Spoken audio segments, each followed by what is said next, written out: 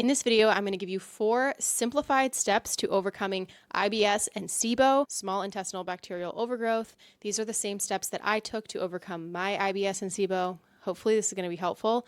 Hi, my name is Selena from Wholeness Campaign. If you're new to this channel, welcome. I have healed chronic IBS, parasitic infection, Lyme's disease, food intolerances, asthma, allergies, and a host of chronic symptoms associated with multiple concussions. Through my 5 years of researching gut health, detoxification, and nervous system regulation, I've put well over 10,000 hours into the subject, and it's my passion to help others heal from the same chronic symptoms that I once struggled with myself. So you want the truth? No one heals from chronic gut symptoms by taking more supplements. Not long-term, not sustainably, and not without side effects. I learned this the hard way after years of trying every natural supplement out there, going low FODMAP, Whole30, Paleo, AIP, to try to fix my bowel movements, my parasitic overgrowth, my bacterial infections. But there were really 4 things that changed everything for me. Almost nobody talks about them, but the key is that you need to stop treating your symptoms and start actually treating the root cause. So let's jump in. Number 1 is to understand that overgrowth happens when the terrain breaks. Like I said, you need to understand the root cause of these chronic gut symptoms.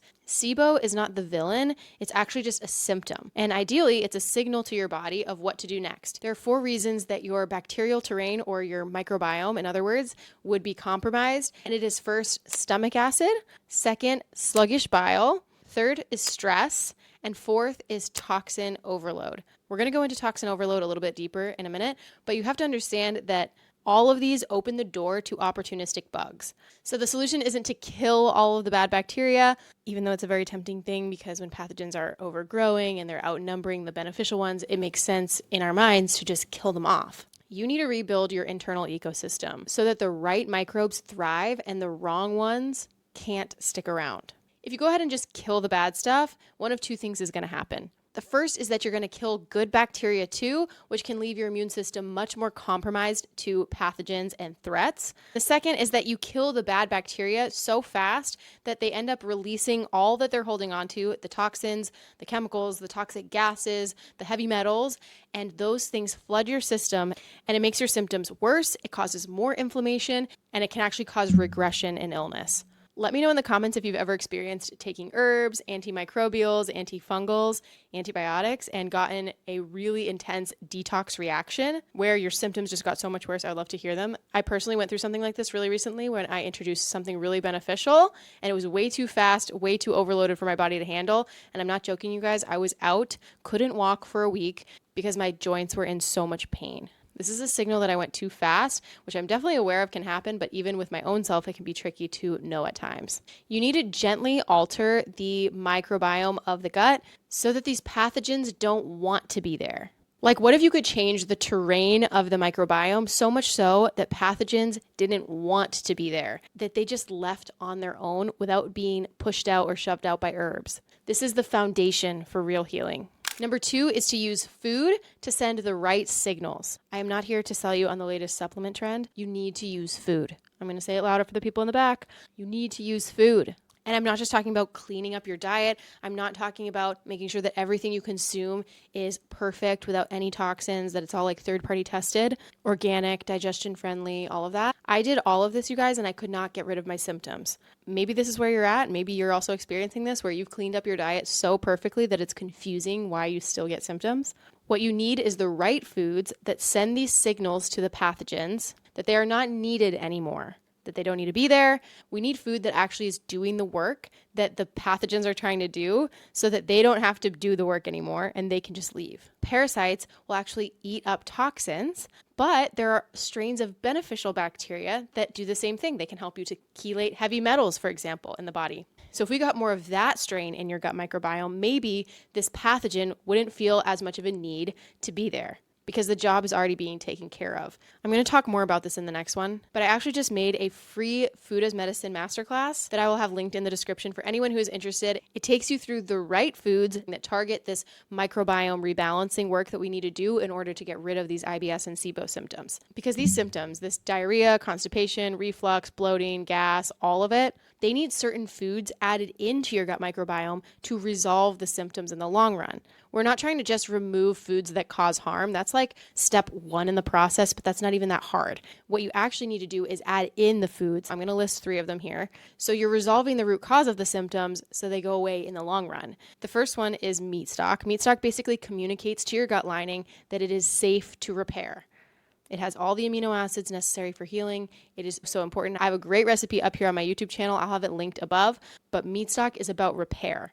Then we have fermented foods that come in and help you to rebalance the microbiome. This is super important. And then we have animal fats that speak to the nervous system specifically, nourish it, and repair any damage that's also done on a cellular level. It's telling your body you can calm down now. You don't have to be in this place of extreme stress and attacking itself and holding on to all of these toxins. These foods do this in a very practical way. And this is the power of ancestral foods. It is not trendy, but it actually works, and it works in the long run. This is the foundation I teach about even before I introduce any supplements, is we want to make sure we've got the right foods added in. So go ahead and check out this masterclass for exactly what foods do that and why they do that so that you can get to the root cause of the gut symptoms. Number 3 is that you can't heal a toxic gut in a toxic body. This is the part that most people skip. You can eat perfectly, but you will still feel terrible if your body can't eliminate waste, eliminating toxins. Did you know that contaminated environments are more likely to harbor pathogens?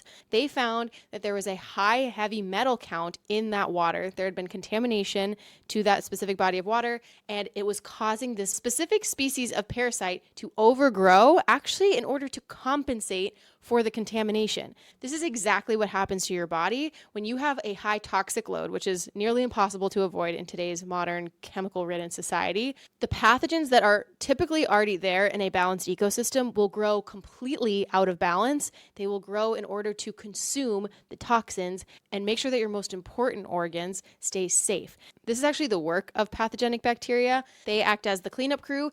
They clean up toxins. They are there for a purpose. Our job is not to get rid of them before we get rid of their role. We want to make sure that we're cleaning up the toxins to support our body actually getting rid of those parasites and pathogens and all the type of bacteria that we don't want that's currently overgrowing in your gut. If you've tried introducing all the foods that I mentioned above and that are mentioned in that masterclass and you're still having trouble, this is what's going on. You can take lots and lots of probiotics. You can do all the fermented foods. You can do all of the gut repair, taking the right amino acids. You can do all of that. But if your body is still overloaded with toxins, your body will not want to give up those pathogens. I'm convinced this is why people don't see results, and this is why I created the Whole Health Blueprint, because I wanted a step-by-step system for people to actually get to the root of the issue, a 3-part solution, which is resolving the gut imbalance, eliminating the toxicity, and regulating the nervous system so that you can heal holistically. But if we want healing to be smooth to a point where we're not plateauing in our healing and we can start to see breakthrough in the everyday symptoms, you should actually see breakthrough very quickly with the right tools and the right strategy. We need to make sure that we're supporting our detox pathways, and supporting your liver is just the tip of the iceberg when it comes to making sure your detox pathways are functioning well. I made a video last week about a 3-day liver detox, how to do it, what the day would look like. So if you're interested in that video, I'll have it linked above, but it's a great place to start if you're wanting to get your feet wet with detox. And number 4 is that guidance changes everything.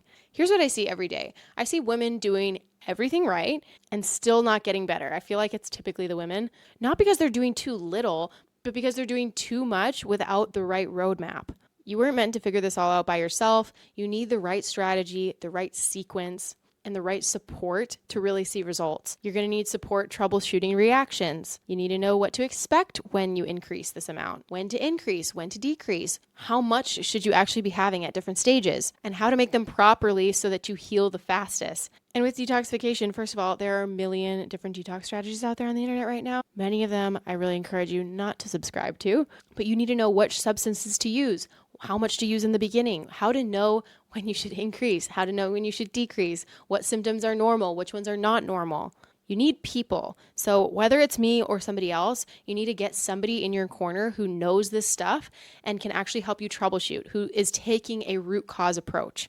If this root cause, food first approach resonates with you, I have a 6-month high-touch coaching program called the Whole Health Blueprint that takes you through exactly step-by-step how to heal your gut and resolve those chronic gut symptoms. It contains 6 course modules, 12 one-to-one sessions, group coaching sessions, and a 24/7 access to community support. Plus, you get all the Wholeness Campaign courses and programs to help you really get unstuck. This is what turns random detox protocols into real transformation that lasts. The application is below if you're ready for that. If you're interested in learning more about how to take a food-first approach with rebalancing your microbiome, I have a free masterclass that's linked in the description box below. It's free, it's practical, and it's where I'll show you the exact foods that are going to support your gut in repairing itself and ultimately resolve these stubborn IBS and SIBO symptoms for good. Thank you so much for watching.